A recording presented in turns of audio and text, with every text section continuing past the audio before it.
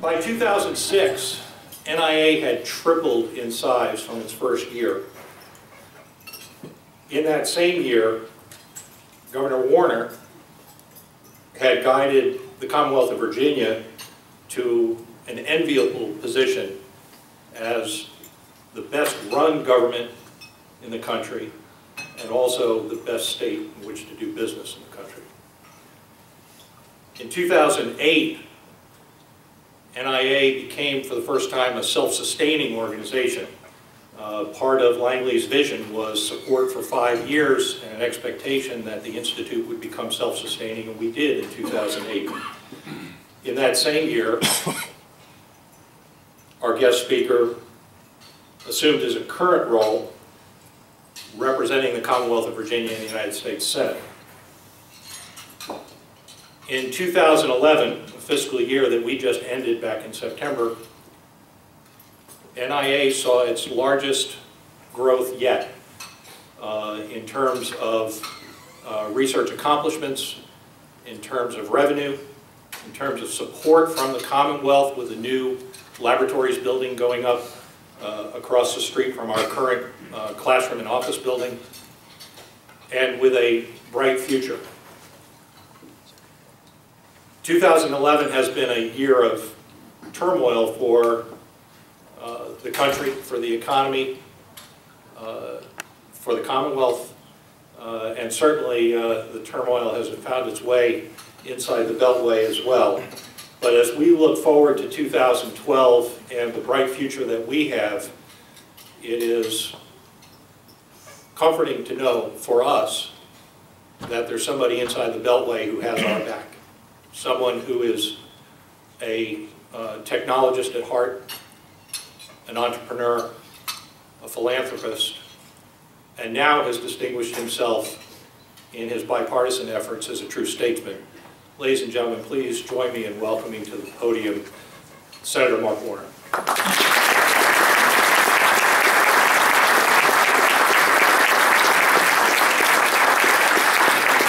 Well, thank you, Bob. Thank you for that very generous introduction. I have to tell you, though, I was a little worried. You know, I thought the first part when you said when NIA started, and Warner started as governor, and then in 2006 things were going well, and then you made that comment, you know, when in 2008 NIA became self-sustaining, and in 2008 Warner joined the federal government in the United States Senate, and it went to hell. That self-sustaining thing, you know, in terms of the federal spending, has not exactly played out in the way that we'd like. But more on that in a moment. Let me thank Hampton Roads Technology. Thank Bob for those comments. It is great to be back with a room full of folks who are in the technology field, and I've got a number of comments that I want to share with you, and would hope, as your time and interest allows, then not just have to listen to a spiel from me, but actually if you've got particular questions. And I would also urge the hotel staff, you know, please keep serving folks, because, you know, this is the politician diet plan. They eat, I talk, which I have not been doing enough of recently, since waste keeps seeming to be expanding. I want to talk about 3 or 4 things. I want to talk about, you know, kind of technology writ large in Virginia and Hampton Roads. I want to talk about, I think, some of the good signs and some of the not so good signs. I mean, because I feel like the kind introduction Bob had is somebody who spent a career in the technology field. And for those of you who, you know, this is my first time visiting with you, I did actually have a career in technology. I was the co-founder of Nextel. I was in the wireless business and then became a venture capitalist. And I'll use the joke I've used for years as the co-founder of Nextel. I'm also the only politician that says, even when I'm speaking, leave your cell phones on. It doesn't bother me at all. You know, folks like Karen Jackson, I had a chance to work with when I was governor, and Dan Dickens, who does a great job for the partnership, and so many in this room who've been friends over the years. Challenging times for our country on a fiscal basis. Challenging times a bit as well. good comments for Bob and NIA, but if we look kind of net on technology growth across this country in the last decade and entrepreneurial growth in the last decade, it frankly doesn't look very good. If this first decade of the 21st century, it appears on at least a nationwide basis, with exceptions in areas like social networking in parts of the IT space. Outside of that small, relatively small niche, most of the entrepreneurial activity and technology activity didn't take place in aviation or other areas. It frankly took place in financial engineering, which ended up creating a financial crisis in 2007, 2008, 2009 timeframe that we're still digging out of. So one of the things we have to think about here is what can we do at a federal, state, and regional level to jumpstart our technology efforts. And let me try to take those in order. At the federal level, I agree with Bob and Dave's comments that we need a vision for NASA. We need to make sure, and as somebody who sits on the Commerce Committee, I am absolutely committed to fighting for that funding, protecting that funding, and growing that funding as if we can within very limited budget constraints. And I'll come back to that later. There are some small things that we've been able to do in kind of hot off the presses. In the recent defense appropriations bill, for example, we were able to get in language that committed DoD to look broader at its uses of modeling and simulation, particularly in fields like the medical area. We made a commitment to make sure that NATO and ACT, Atlantic Command, Transformation work closer together and stay here in Hampton Roads, which also offers opportunities, I think, on the technology side. We just introduced legislation in the last week. It was actually a series of bills to try to promote, and this is bipartisan legislation, to try to help promote early stage technology and other high growth companies, called the Startup Act. I'm going to describe that for a moment, because one of the little known facts is if we look at the last 20 years in our country, all of the job growth, almost all of the job growth in the country has come almost exclusively from high growth firms. Not large Fortune 500 companies. Matter of fact, net Fortune 500 companies are stable at best.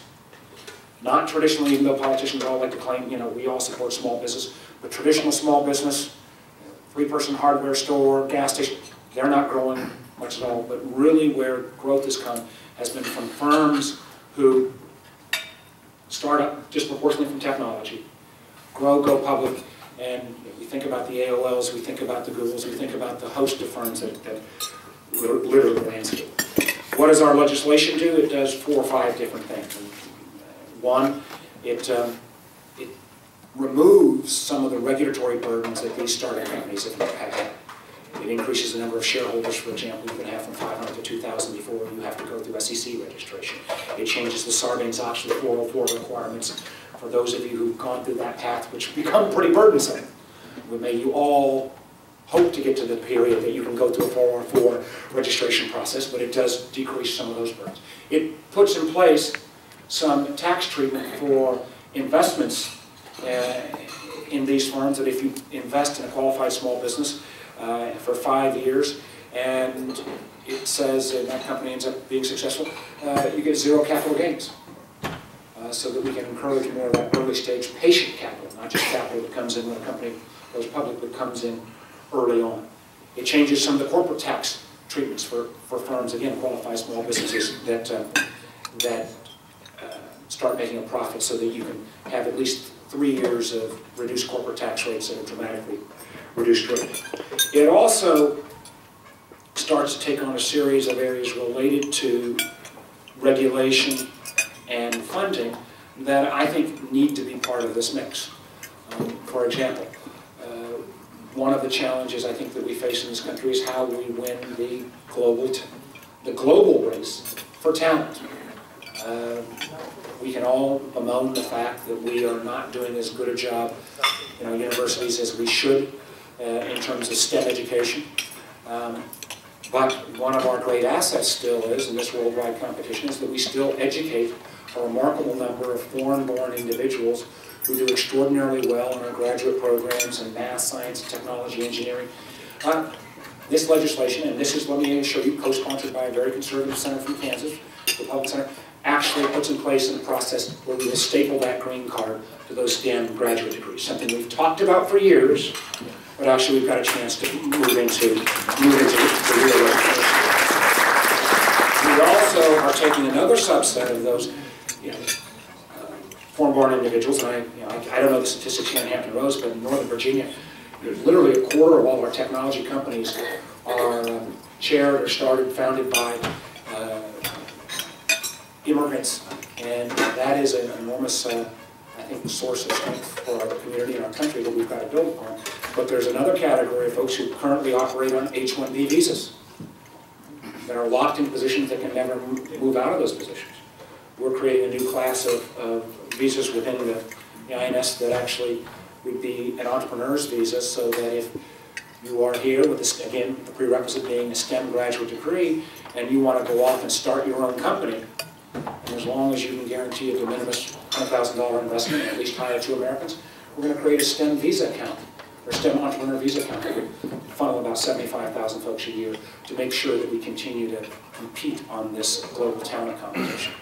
We're also changing some of the ratios that exist in the existing visa programs so that those countries that, frankly, are underrepresented on the H-1B, China and India in particular, get a bigger bite because the disproportionate cap at 7% right now just makes no sense at all. And there's a series of other initiatives in this field. And then finally, what we're also doing in this legislation is looking at how we can speed the process of research into commercialization. Again, something that's been talked about for a long time. We're focusing on university research, although we do, as was raised earlier, we've got to look at whether we can expand this to consortiums of research capabilities, where we are taking, not adding additional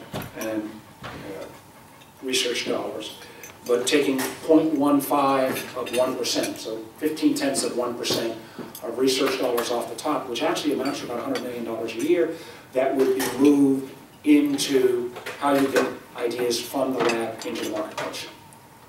So translational research on a commercialization path, how you accelerate the tech transfer process, how you continue to model and spur efforts in universities and university consortiums to get those ideas into the marketplace. And just to kind of stir the pot a little bit,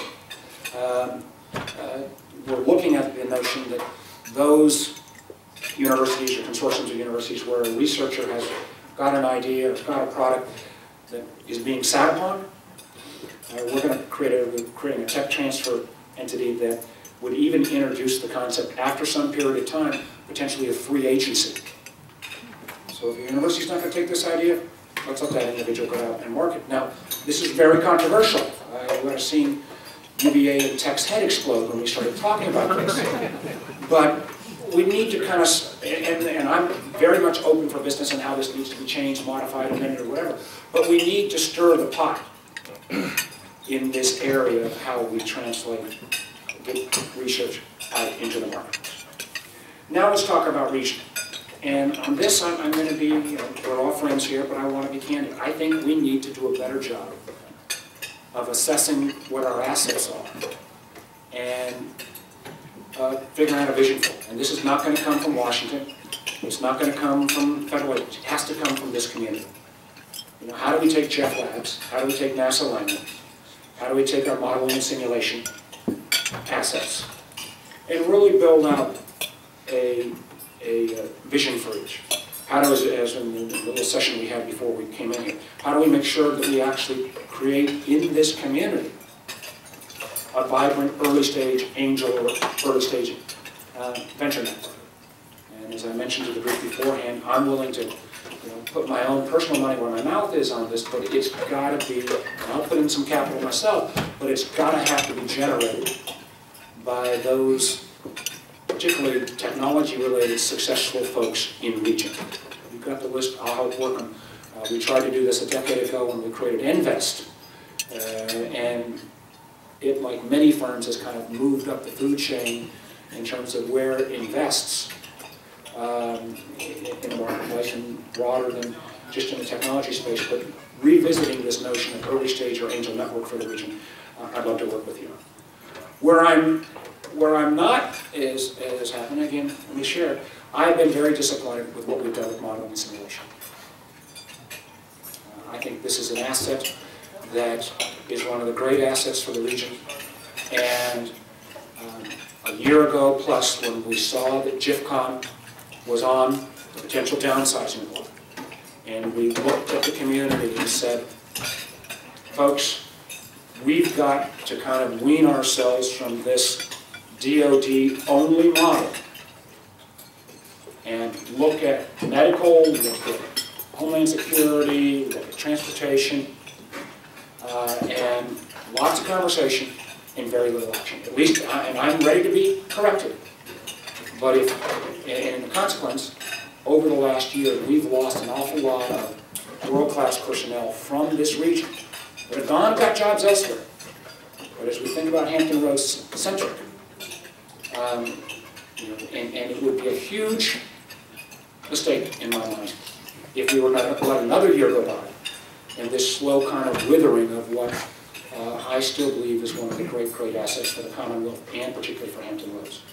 And we're trying to spur this a little bit from our side by forcing DoD to look at the medical side, vis-a-vis modeling and simulation, but we must have an engaged community working with us with a plan. I'm willing to open any door of any entity, and those offers were not taken up over the last year, and that was very disappointing. In terms of NASA Langley, a number of folks in the room, we've talked with the notion of can we take kind of the next generation of NIA or whatever the next generation of public-private entities would be around aviation. I do believe that NASA Langley and the aviation vision is a powerful one. Aviation still remains our greatest single export commodity. We still sell more airplanes and engines than any other country in the world. But we've got to build kind of what the next generation of public-private aviation partnerships should be. And I again can share that some in this room and have been in regular conversations with NASA Langley, and we'll have some things that we hopefully will be able to talk about shortly, where they have come back with some specifics on what this next generation partnership might look like. I also made the comment earlier, again in this spirit of full disclosure, we still need to think about how we take the assets around Jeff Labs and get them for a politician like me able to better articulate their vision, their product, and how we can make sure that there is as well a commercialization aspect of that wonderful facility as well. How do we do this? We have to do all this within the construct of tight budget times. One of the things that this community needs to think about is over the last decade plus, with the ramp up in defense and security, Hampton Roads' dependence upon defense dollars in particular has actually grown, not decreased. I was at a meeting this morning in Norfolk, and some of the leaders of the community were saying, and I'm not sure whether this is Norfolk specific or Hampton Roads specific, but they said we're up to 45% of the whole economy is dependent upon those DoD dollars. I hate to bring you some bad news. Those dollars are not going to continue at the rate that we've seen over the last decade. We are at a point in our country's history where the string has run out in terms of being able to continue to spend in any category and basically ignore the bill. We passed a threshold about 2 weeks ago that I wish would have been on the headlines of every newspaper in America. It was buried on if it was anywhere on the business page in a subcategory. About 2 weeks ago, America passed the $15 trillion in debt marker. And the notion on any area of spend that we're going to be able to spend the way we have in the last decade, I just got to correct that assumption. It ain't going to happen. You know, if anything, the only reason we have not had more of a crisis already, and this is the most predictable financial crisis of our lifetimes, when it happens, and it will if we don't act. And if any politician says we didn't see it coming, they're either ignorant or they are willingly deceitful. But the only reason we're not confronting this crisis already is because, frankly, it's because the EU is even worse. So now that should not be the new American rallying cry. At least we're better than the Europeans.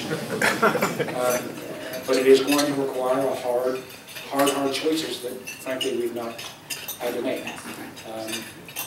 It is going to require dramatic cutbacks in government spending. It's going to require changes in our entitlement programs, and it's also going to require additional revenues. Again, this is a tech crowd, and I won't overdo you with the numbers, but one thing about you guys that I particularly find wonderful to talk to again is most of you all still believe in science and facts. So let me give you some of the facts.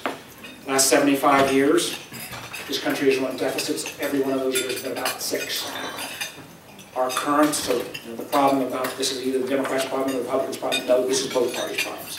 It is all our problem. Current federal spending right now is 25% of our GDP. That is an all-time high. Current federal revenues, we're at 15.3%. That is a 75-year low.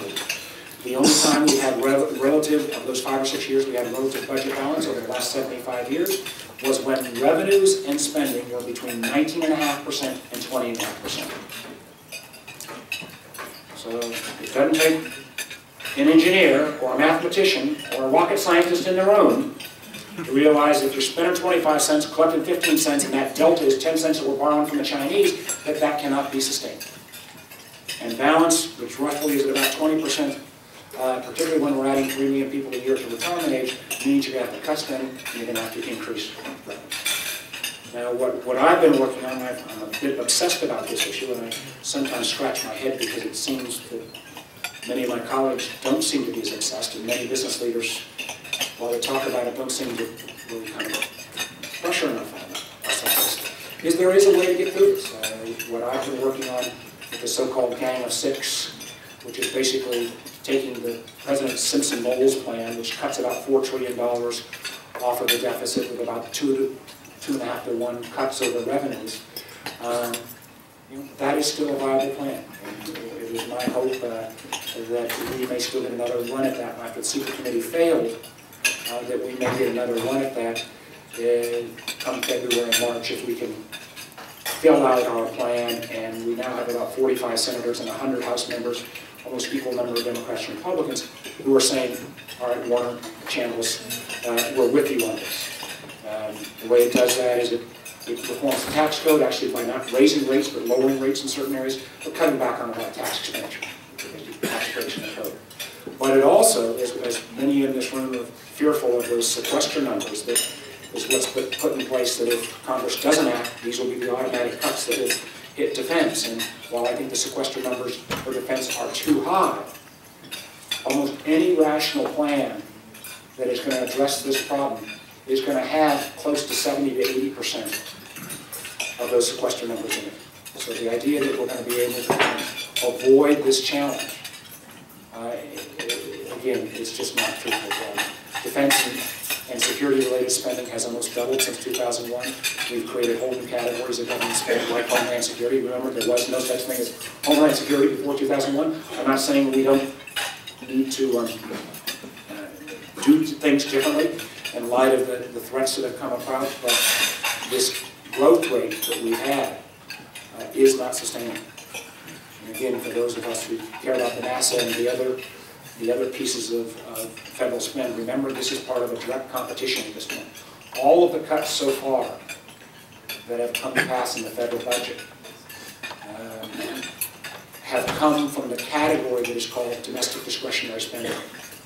That domestic discretionary spending is where all the NASA money is.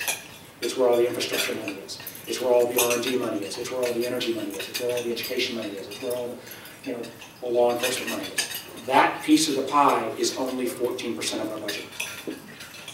You cannot cut that enough to make up all the gap in our debt and deficit. So this is going to have to be a shared responsibility. It's going to have to take on, yes, more domestic discretionary spending. It's going to have to require defense. It's going to require, asking hard questions. Again, just to kind of be the, I hate to say this with the video on me, but I'm saying it elsewhere as well. It's going to require all of the entitlement programs to be re-examined on the defense side, as well as Medicare, Social Security, Medicaid, and others. And it's going to require a reasonable approach on revenues. The upside of this is not defeating communism or curing cancer. A $4 trillion deficit reduction plan is not as great on a per capita basis as what is being asked for the British people right now by the Cameron government, which does have a mix of both spending cuts and revenue increase. And if we put a real plan in place, at least my belief is, the positive reaction that the markets would have, the positive reaction in terms of everyday Americans' confidence that the government is actually up to the task of governing, and the businesses would have, that at least that problem of a potential interest rate spike that will come about if this deficit crisis explodes on our doorstep would be put away. So this is something that I am going to need your help on, I'm going to need your thoughts on, and I'm going to need your effort to try to pressure our elected representatives. My belief is if we don't get this done, you got to fire us all. It is that much of a crisis, because the economic harm that would come from the kind of European-style debt crisis that could be upon us, we don't know when. But once it comes, it's too late. We have to get ahead. So with that little bit of holiday cheer message, let me stop at that point and be happy to take some questions. I hope I've said some things that are a little bit provocative. I hope I've said some things that made it, hopefully didn't give too much indigestion. But as a community, this is a group that I worked with before I was governor, since I've been governor, and now as senator, and I look forward to continuing to work with this.